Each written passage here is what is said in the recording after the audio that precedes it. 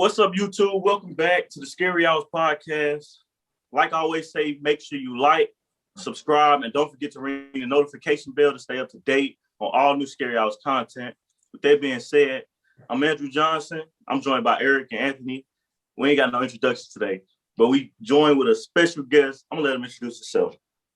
I'm Zscott, better known as ZSCOTTNATION. All right, so we're going to start today with a little interview, low-key. So, Z, we want to start by asking you, like, who is Zscott and what is ZSCOTTNATION? I mean, ZSCOTTNATION is a global brand. It really means, for me, when I embodied this brand and made up the name for this brand, I envisioned me going global with my work, with my footwork, and I feel like I, accomplished that task. So that's really who ZSCOTTNATION is, man. Footwork. To get on with footwork, I'm gonna ask you a question. Who got the best footwork in the game right now? Best footwork in the game. Which game? I say NFL. Who got the best footwork? NFL. I'm gonna say Stephon Diggs. So just for the mere fact, Stephon Diggs, I seen his improvement with his movements this year with the Buffalo Bills. I really seen that, the artistry of what he doing with, his trainers. And it's beautiful, man. Yeah, I feel you. But, hey, I'm about to tell you that this that boy Michael Thomas with elite footwork and elite route running ability. Y'all ain't see him this season because of injury. The sad thing is, bro, I'm not even going to say that. I'm going to give it to that man in Green Bay. I'm going to go Devontae Adams, bro. I got to I like them. I like them. I like them a lot. Yeah. Devontae Adams is real smooth. I love him. That's an animal. Absolutely. Yeah. But sticking on the topic of NFL, tell us the story of the first time you landed your first pro client. Clint Dix. I think I had DM'd him. He DM'd me back. We set up something on a Sunday. And, we just connected and worked, man. That's pretty much it. Just a simple DM, you know what I mean? If they respect your grind, you know what I'm saying? If they respect your grind, they're going to work with you. Like you said, they respect it. That's all it really takes, just to put yourself out there, just to say you. Yeah.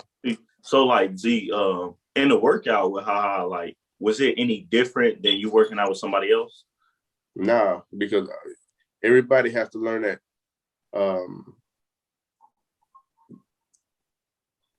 the movement that you make from a high school player, college, and pro is always the same. You're going to need that move. You're going to rep that move got to be in you from every level. And then, just add new tools. That's why you come to training. Yeah, that makes sense. So with the footwork, like, what drove you towards that path? I'm going to be honest with you. When I was at Itasca, that's when I really opened up that door. You know what I mean? Yeah. Oh, yeah, I feel that. Y'all see me. Y'all see me. Well, I'm not going to lie. Ed, you know, because you was my roommate. Ed, you already know. I was in the room, like I would be in my dorm room going crazy. But that's definitely a fact. But it stemmed from me when I was like, I don't know, like 15. I was in my room and I would just be doing footwork. Because I'm like, and now me thinking about it when I was younger, I don't know what motivated me to do that. I just knew I just wanted to get to the NFL. That didn't happen. So, you know what I'm saying? Like, why not just train pro athletes and, college players and high school players to get to a level that I never came? Yeah, for real. I feel like in a way, though, it still could take to the NFL, just not like as a player, but maybe as one of them coaches type thing, like, you know what I'm talking about? Yeah, and for me, I think that's one of the biggest things. I like coaching. I really do like coaching. Whatever my talent take me, that's where I'm going. Yeah, for real. But I feel like in a way it already took you to the NFL because you done had a couple pro clients, so we at the level already. Nah, right, bro, right. But I'm talking about like where he's signing on the dotted line as an NFL, like, footwork coach or wide receiver or that type of stuff like that. Yeah, I feel you. I feel that. My question, let me make this good. You can hear me, right? I can hear you. All right, yeah. My question for you is going to be what motivates you every day when you wake up to just continue to do footwork drills, continue to train people. Yeah. You're a busy man. I see what you do on your Instagram. You do a lot to motivate you. Honestly, I just wanted to have the fastest footwork in the world, and I just wanted to train players on how to have fast footwork. It was a complete shock on how I blew up because I like trying new things. Like you guys know, I love trying new things. We was in the weight, Drew. That time we took in the weight room when I trained you in the weight room, and Eric, when you had tore your meniscus, you remember for 6 weeks, and you said you wanted to step on that court, and we stepped on that court in by I don't know how many weeks. Probably we got about 3 weeks to be about honest. 3 weeks. Definitely wasn't. Bro, it wasn't weeks at all. That's what I'm saying. So it wasn't a long period of time, and you was also doing that footwork, and that footwork still help you condition. That footwork still help you contribute to the game, in a way. So with all that being said, man, I trained every last one of y'all on here. And, this footwork can take you to places where you never thought you would be. Yeah. I for sure, because, I remember them days of you in the living room on a ladder, putting the drills in. Ain't nobody watching. Ain't nobody watching. I remember them days, though. Yeah. Bro, the crazy part. I was going to say the crazy part about that is, he'd be in the dorm room. I just hear the ladder in the dorm room, just hear him in there on the ladder. Oh, yeah. Man, what's going on? I knock on the door. He open the door. What's up? I see the ladder out. He in there just footwork, just getting his footwork going on the ladder. He in there sweat, a full sweat, bro. In the dorm room. And Ant, you remember when I first experienced my first 1,000 views? Yeah. Matter of fact, I tell you what, all of y'all, Ant was in the dorm room when I experienced my first 1,000 views.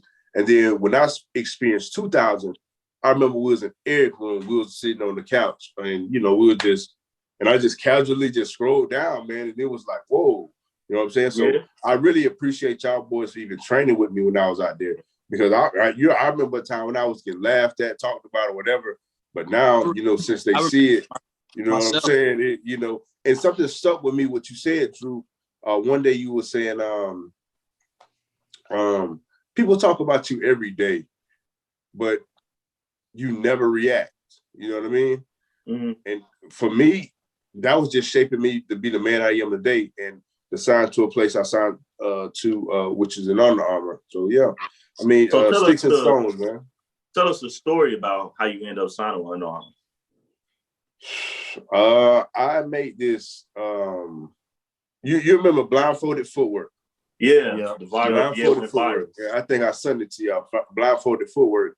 And after I did that, I had something to Under Armour, and they messaged me back and said, "Incredible video." I think months later, they ended up following me. When they ended up following me, they was just talking to me, and they was like, "Man, we've been watching you since the fall." Yeah. And I was thinking about that since the fall. I got signed in 2020. And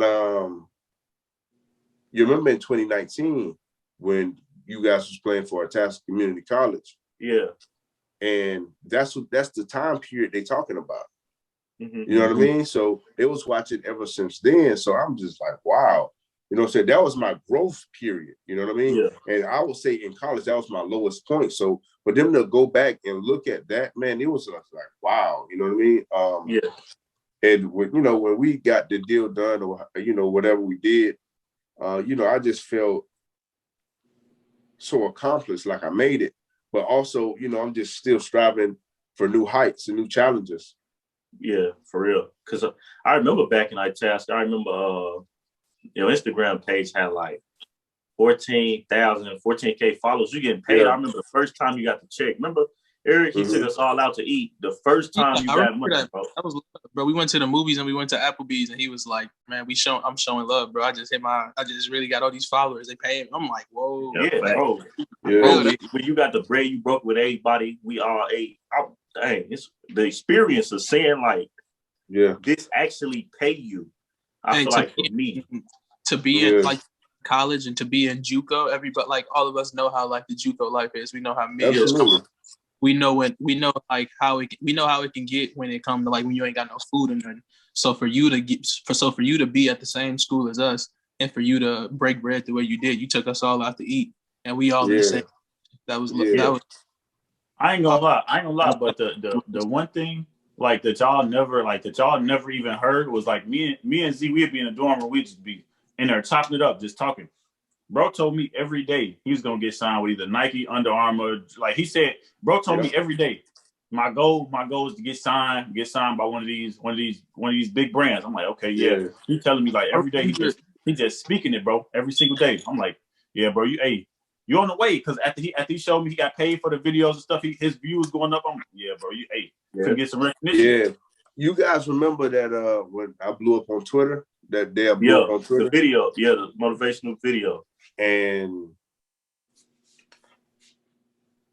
you seen the shift. Mm-hmm. Yeah.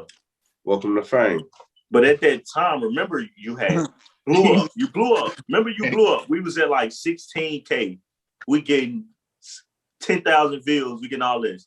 And then what happened? Somebody hacked the page. We lose everything. Tell us about the comeback from that. Creative process.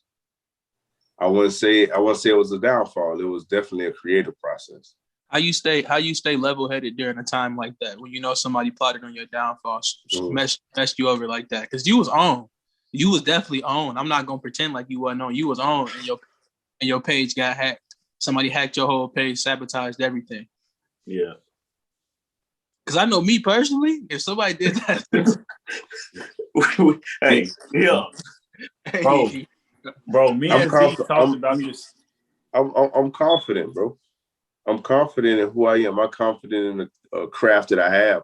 I know God gave it to me, and if God gave it to me, I can still create even in a downfall. You know what I mean? So I really don't look at who's hating on me. I really don't look at none of that.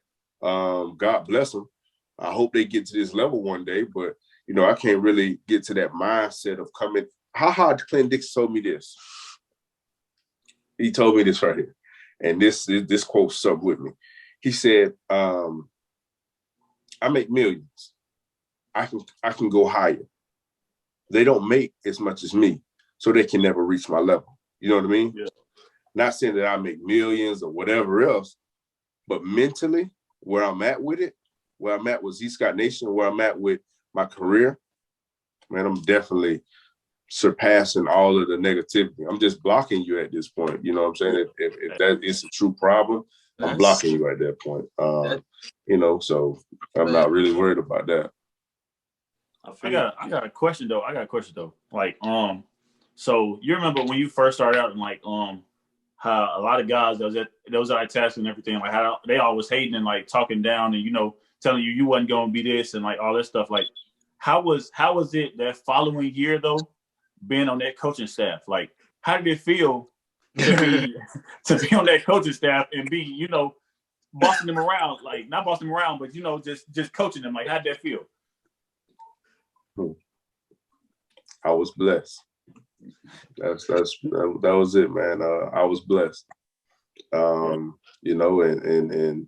as a result of that, I became a coach. And I wouldn't say I was better than any one of them, but I still love these guys to this day, man. And I've showed definitely respect to them. They pushed me to levels that I thought I couldn't reach at that point, or I haven't unlocked at that point. And me being a young coach, me being in the position I am now, it just really just motivated me to want to be more. I mean, I don't really see it as that. I see it as something that they didn't really understand. So, they poked fun at, but when they slowly started to understand, the process of them switching between liking me or something like that. I mean, it switched pretty quickly. So I seen that whole little transformation go from being like them just saying, "Oh, he's just somebody that do footwork," to or we do footwork. I've seen them in time out their day to really want to work with you one-on-one, and it showed once I was working with you one-on-one because they was out there performing, they was out there really better. So you could tell who they're working, who wasn't working. But I definitely seen you gain more respect from the year prior to the year you started coaching. They just kind of knew what was up by then. Yeah. I mean, for me, man, it's definitely a blessing. And, I just want to keep creating good content, that translates to the game and, for them to copy. And, so that's pretty much all, man. Yeah. So, Z, how do you balance all of that, everything you got, being a content creator, a trainer, coach, everything? How you balance all of this with like family at the same time?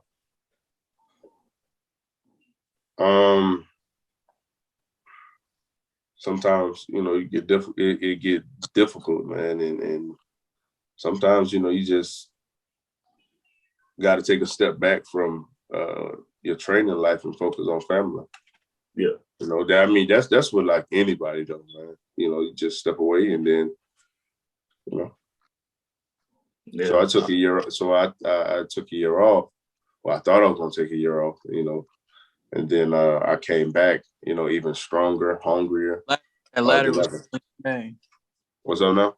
I said the ladder was calling your name. Come on, man. Bro, man, I love footwork so much, man. I ain't even gonna lie to you, man. I can't even. You remember the time that I was in the snow doing footwork? Yeah. You had us out there in the snow doing that footwork in Minnesota. Hey, bro. It was -20. I remember the time we was in the wrestling room and I had messed my toe up, bro, because I was tired of doing wide receiver drills. Bro. Hey, you remember when you had to sit all the way at the top so we can get the good film? Bro, well, it was good times, man. Good times, man. Here, my question for you would be, I say it's an overall question, not just with college athletes. I would say NFL athletes, basketball athletes, or anything. Mm-hmm. But how do you feel about, let me see how I can word this. How do you feel about athletes having to control their image or athletes having to watch their image? Like you can't live a everyday life if you a 19-year-old in the NBA compared to a 19-year-old that's just living life. You can't post the same stuff. You can't live the same. You can't do all that. So you know your standards and you knowing how much weight your brand holds. How do you maintain what you do? Professionalism, integrity. I had to learn that too. It was never an easy road for me. Professionalism, integrity. Of course, I messed up a couple of times. Just coming out and being really a new trainer. I messed up a couple of times. I had a couple bad sessions. I said some wrong things. And would I take it back? No, I wouldn't, because it made me who I am today, So that's why I say, man, you have to always control your image. Control that. You can't say or do what you want because your family is looking, most importantly, and they judge everything. You know what I mean? The media judges everything, and they bring it everywhere.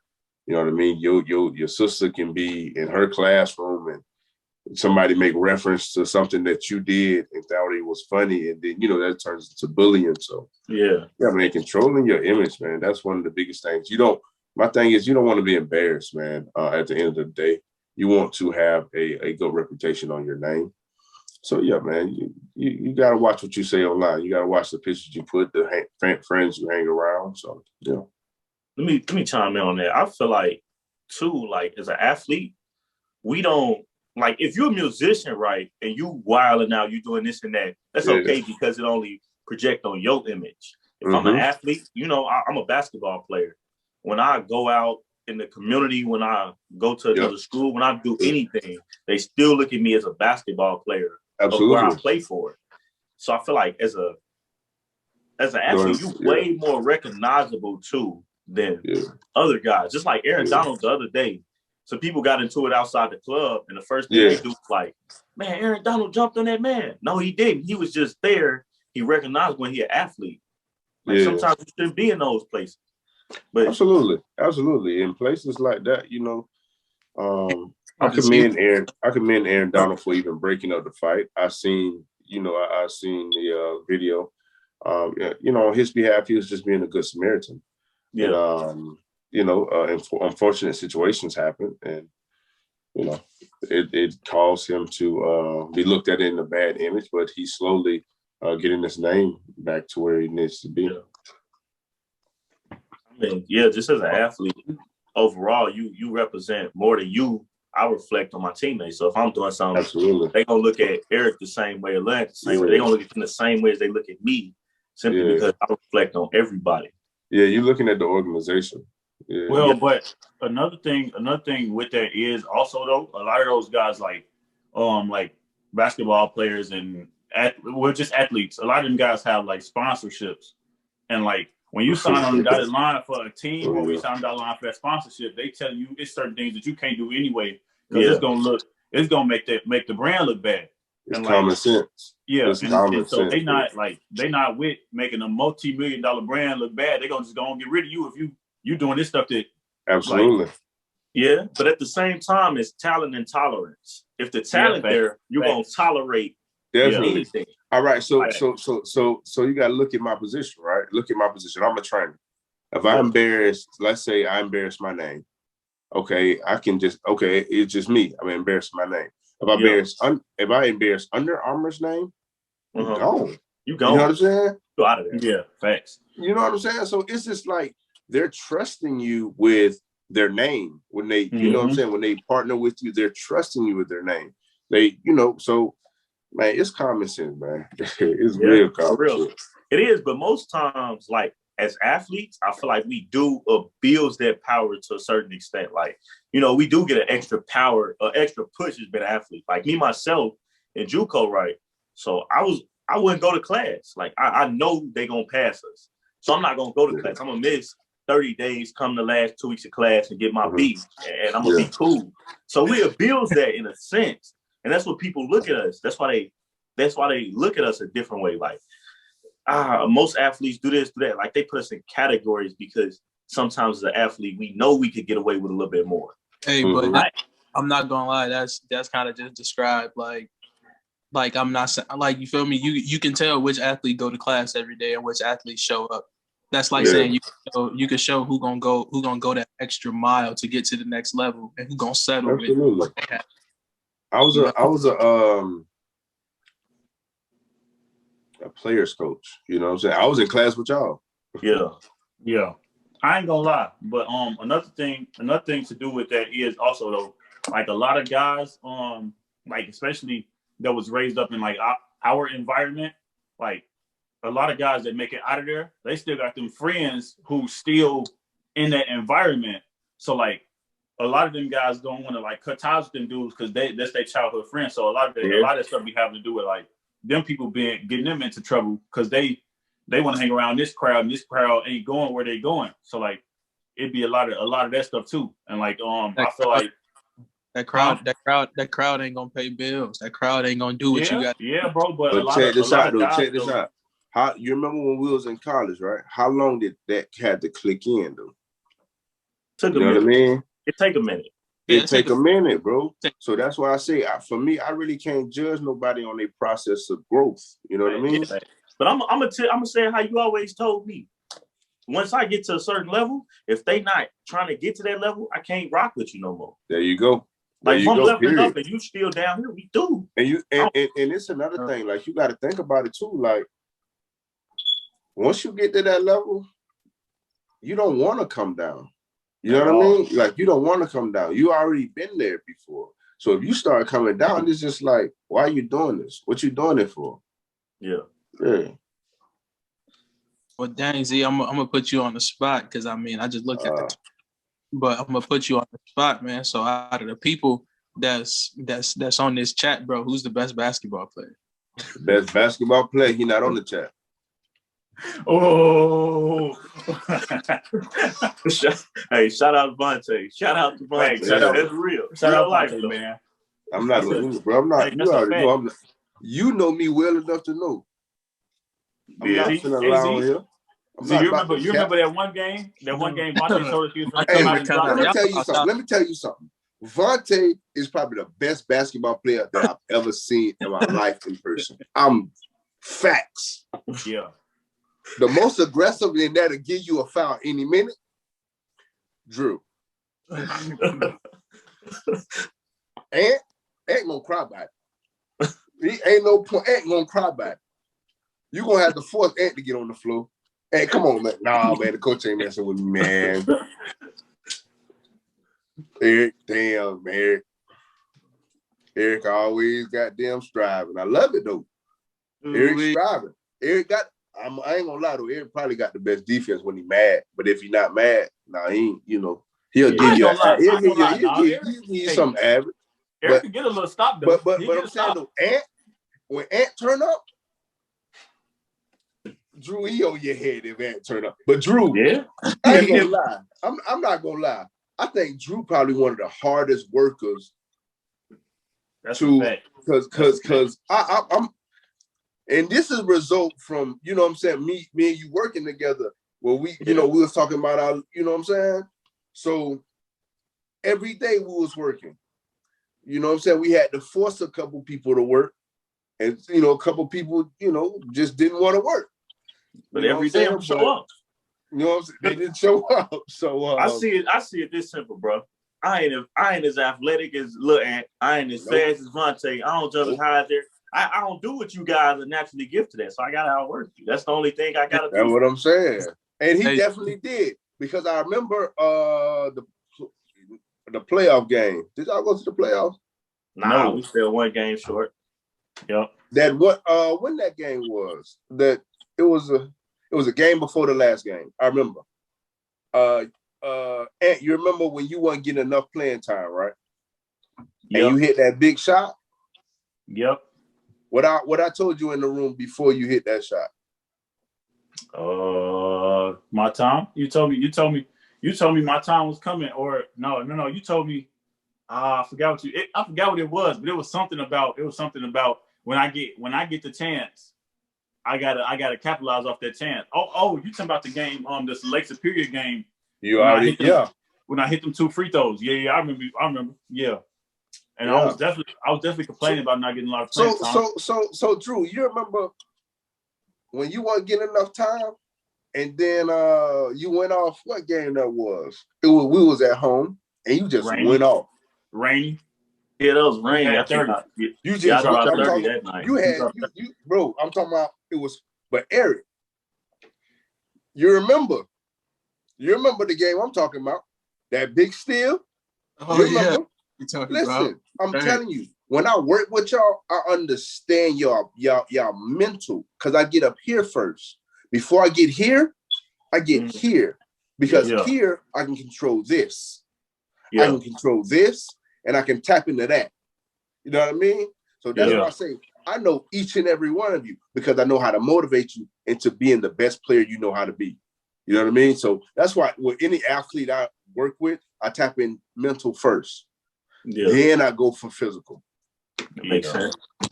But we're going to wrap it up today. I'm going to ask you got any advice for any athletes? Keep striving. Keep working hard. The grades matter. Your grades matter. If you're a pro athlete, you know, come train ZSCOTTNATION. You know what it is. Hey, so throw your Instagram on there. Throw your whole. You know what it is. At ZSCOTTNATION. On Twitter at ZSCOTTNATION 2. You know, y'all come mess with the footwork guru. I got a big surprise for you guys too, but I ain't gonna tell you on this episode. When I come back, I'm definitely gonna tell you. Bad. Hey, that's a wrap. We would like to thank Zscott for coming and being a guest on our show today. Like I always say, make sure you like, subscribe, and ring your notification bell. Make sure you stay up to date on all new Scary Hours content. That's a wrap.